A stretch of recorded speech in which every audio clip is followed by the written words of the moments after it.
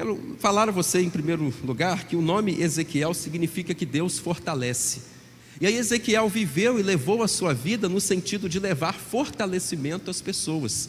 Quando Ezequiel tinha 25 anos de idade, ele foi levado preso, cativo para a Babilônia. Ele era um sacerdote, mas que teve o privilégio de ser chamado por Deus, além de já ser sacerdote, para ser também, então, profeta. E o exercício do ministério profético ele exerceu durante toda a sua vida, até o final dela. Foram, portanto, 22 anos de ministério profético. A gente fica sabendo pela Bíblia mesmo que Ezequiel era casado. Só que ele passou por uma situação muito difícil, porque Deus avisou a ele que a sua esposa morreria repentinamente. E aí Deus disse: Ezequiel, a delícia dos seus olhos morrerá, e você está proibido de chorar por ela. Ele é chamado nada menos do que 87 vezes no seu livro de Filho do Homem. Ele usou muita encenação nas suas mensagens. Uma vez Deus mandou ele dormir 390 dias seguidos, virado para o lado esquerdo. Depois, os 40 dias seguintes, seria dormindo virado para o lado direito. Isso para representar algumas questões na profecia. Ele teve que raspar todo o seu cabelo, raspar toda a sua barba, separar em 3 partes esses cabelos, e 1/3 deles ele queimou, o outro terço ele picotou com a espada, e o outro terço ele jogou ao vento, para simbolizar o destino de 3 diferentes grupos do que aconteceria com a nação de Israel. Ezequiel era muito amado pelo povo, ele era muito respeitado pelas pessoas, ele tinha um cuidado muito grande assim, em precisar as suas profecias mais do que qualquer outro profeta escritor. Em relação a ele também existe uma curiosidade de que o seu nome, a sua pessoa e o seu livro não são mencionados em nenhum outro lugar da Bíblia, embora exista muita semelhança entre Ezequiel e o Apocalipse. Então Ezequiel é um livro assim, relativamente difícil de ser entendido. Não é difícil de entender assim na cronologia, ele é o mais claro de todos, mas no conteúdo Ezequiel não é um livro fácil. Não é um livro fácil exatamente para ser lido. Ele foi morto ainda novo, aos 52 anos de idade, por um príncipe israelita que foi confrontado por Ezequiel por causa da sua idolatria. Logo no primeiro capítulo de Ezequiel, a gente fica sabendo que ele foi chamado por Deus para ser profeta às margens do rio Quebar. E aí a gente pensa às margens de um rio lá na Babilônia, a nossa mente logo que vai para o Salmo de número 137, que diz: junto aos rios da Babilônia nós penduramos as nossas harpas e choramos. E aqueles que tinham nos levado cativos nos pediam uma canção. Mas como nós entoaremos um cântico do Senhor em terra estranha? Juntamente com Ezequiel, os profetas do seu tempo foram Jeremias e Daniel. E aí, pensa comigo o seguinte: a nação de Israel foi realocada, digamos assim, em 3 lugares diferentes. Os ricos, os inteligentes, os sábios, foram levados lá para a Babilônia para trabalhar no palácio, junto com Nabucodonosor. Daniel foi nessa leva. Um outro grupo, em 597 a.C., foi levado cativo para a Babilônia. A maioria do povo, milhares e milhares de pessoas. E nesse grupo, Deus levantou Ezequiel, dentre os exilados. Mas teve uma turma que ficou. Os pobres, os desprezados, os camponeses, esses ficaram em Jerusalém. E com estes, Deus deixou Jeremias. Então perceba que coisa, né? Dos 4 profetas maiores da Bíblia, 3 atuam nesse período difícil de Israel. E cada um deles aonde tinha um grupo do povo de Deus. Deus se preocupa tanto com o seu povo que Ele não deixa o seu povo sozinho. Então a primeira parte, digamos, de Ezequiel vai dos capítulos 1 até 24, em que vemos que Deus será revelado a Judá por meio da queda de Jerusalém. A segunda parte, dos capítulos de 25 a 32, nós vemos que Deus será revelado às nações por meio dos seus juízos contra elas. E a parte final, os capítulos de 33 até 48, nós vemos que Deus será revelado ao mundo por meio da restauração de Jerusalém. A primeira coisa que eu queria chamar assim a nossa atenção é que Deus faz substituições. O Ezequiel ele foi levado para a Babilônia quando ele tinha 25 anos.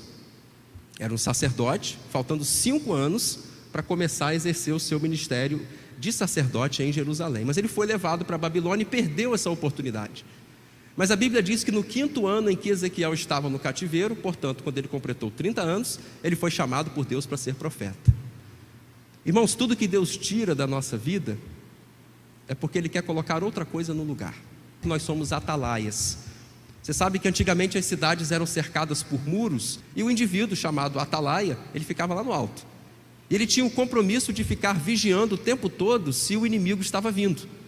Se ele percebesse um exército vindo para atacar a cidade, ele tinha que correr e avisar para o povo: ei, está vindo um exército, vamos nos preparar aí. O pessoal se ajeitava, tá, tudo show. Agora, se o atalaia visse o problema vindo e ficasse quietinho, os inimigos chegariam, a cidade seria destruída, as pessoas seriam mortas e o culpado seria o atalaia. Deus nos colocou numa posição em que nós sabemos o perigo que as pessoas correm se elas se mantiverem do mesmo jeito que elas estão, porque o inimigo vem aí, porque o mal está chegando, porque o fim está próximo. E eu tenho a necessidade então de avisar as pessoas: ei, vocês precisam se preparar, porque quando o inimigo chegar, porque quando o mal vier, se vocês não estiverem preparados, vocês vão morrer. Se as pessoas morrerem hoje sem salvação, Deus vai cobrar a salvação delas de mim. Nós precisamos marcar nossa geração. Ezequiel diz, Deus falando para ele: olha, ainda que Noé, Jó e Daniel, se existissem assim nessa geração, nesse tempo, eles salvariam apenas a si mesmos e não os seus descendentes. Nós precisamos, da mesma forma que estes, marcar a nossa geração, nos destacar dos demais, sermos diferentes da maioria, sermos relevantes no meio em que nós estamos. Responsabilidade é individual. Aqui é dito por várias vezes: a alma que pecar, essa morrerá. Nunca mais vocês ouvirão o ditado: foram os pais que chuparam as uvas verdes e os dentes dos filhos é que ficaram embotados. Não, cada qual morrerá pelo seu próprio pecado. O pai não morrerá pelo pecado do filho, o filho não morrerá pelo pecado do pai, porque a alma que pecar, essa morrerá. Deus não tem netos. Quer dizer, ser filho de alguém que é filho, ou seja, ser neto, não faz de você um salvo, porque Deus não é avô, Deus só é pai. É a necessidade de se colocar na brecha. Deus diz: eis que eu procurei dentre eles um homem, um só, alguém que se pusesse na brecha entre mim e essa cidade para que eu não a destruísse. E o versículo lamentavelmente não termina aí. Deus põe uma vírgula e diz: mas eu não encontrei ninguém. Se colocar na brecha é se posicionar, é se impor, é se colocar ali em evidência para ser visto e para fazer diferença. Eu vou me colocar numa posição estratégica para ser decisivo, para ser importante, para ser bênção. Existem muitas brechas hoje nas igrejas, existem muitas brechas hoje na sociedade, existem muitas brechas hoje na nossa família. E por essas brechas o inimigo entra e destrói. A gente precisa consertar o que está quebrado. A gente precisa tapar os buracos. A gente precisa se colocar na brecha. Do vale dos ossos secos. Já viu, né? Ezequiel foi levado por Deus até um lugar, um vale, portanto, onde só havia ossos, e ossos de pessoas mortas já há muito tempo, que os ossos estavam sequíssimos. E aí Deus diz: Ezequiel, profetiza para que esses ossos produzam vida. Aí Deus diz: profetiza de novo. Aqueles esqueletos foram cobertos de carne, aquela carne foi coberta de pele. De repente aqueles ossos secos anteriormente se levantaram como um exército. Esse é o nosso Deus, que onde só existe morte Ele faz vida, que onde só existe ossos secos Ele faz um exército vitorioso. Lá no finalzinho do livro de Ezequiel, ele tem uma visão do templo. Em determinado momento ele diz que nesse templo começou a encher de água, e a água foi inundando aquele espaço, e no primeiro momento estava lá nas suas canelas, nos seus tornozelos. E o tempo foi passando, essa água subiu, chegou no seu joelho. O tempo foi passando, a água subiu, chegou na sua coxa. O tempo foi passando, a água subiu, e ele disse: o rio inundou a casa de Deus e eu não podia atravessá-lo senão nadando. E aí é a ideia preciosa de que a gente tem que se permitir mergulhar no rio da presença de Deus. A gente tem que sair do rasinho, a gente tem que sair da superficialidade. Às vezes a gente anda assim pelos caminhos bíblicos, mas a gente passa só com água nas canelas, sabe? Aquilo só molha os nossos pés, não molha o nosso coração, não molha a nossa mente. E a última palavra, a última frase do livro de Ezequiel é mais um dos nomes de Deus, em que depois de ter essa visão toda do templo, ele termina dizendo: Jeová Chamar, que significa o Senhor está ali. Onde houver povo de Deus, ali Deus estará presente, sem quaisquer limitações de fronteira, sem quaisquer limitações de espaço, de tempo. E lá no capítulo 34 existe uma referência a um descendente de Davi que viria para ser pastor. E aqui é interessante porque Davi era um pastor de ovelhas. E aí Ezequiel diz: olha, surgirá um descendente de Davi que também será pastor, mas ele será um pastor assim especialíssimo, porque a ovelha que estiver perdida, esse pastor irá buscá-la. A ovelha que estiver desgarrada, ele irá trazê-la de volta. A ovelha que estiver quebrada, ele a ligará.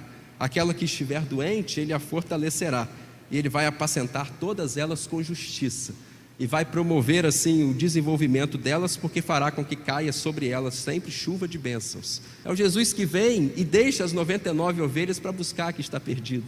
É o Jesus que, se eu estiver que caminhar pelo vale da sombra da morte, ele vai estar comigo, de modo que eu não tenha nenhum medo de nada. É o Jesus que usará a sua vara e o seu cajado para me consolar.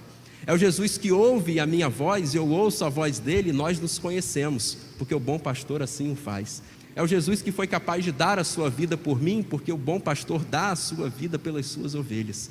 É o Jesus que me toma em suas mãos, de modo que nada e nem ninguém pode me arrebatar dele, porque o bom pastor é aquele que segura exatamente as suas ovelhas. Ele diz: nada e nem ninguém poderá arrebatar vocês da minha mão.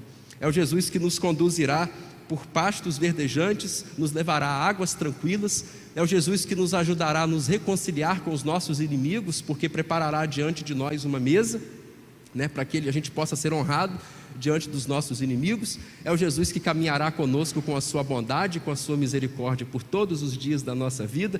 É o Jesus que estará conosco e nos fará habitar por todo sempre na sua presença. É o pastor amado, é o Jesus maravilhoso, é o bom pastor.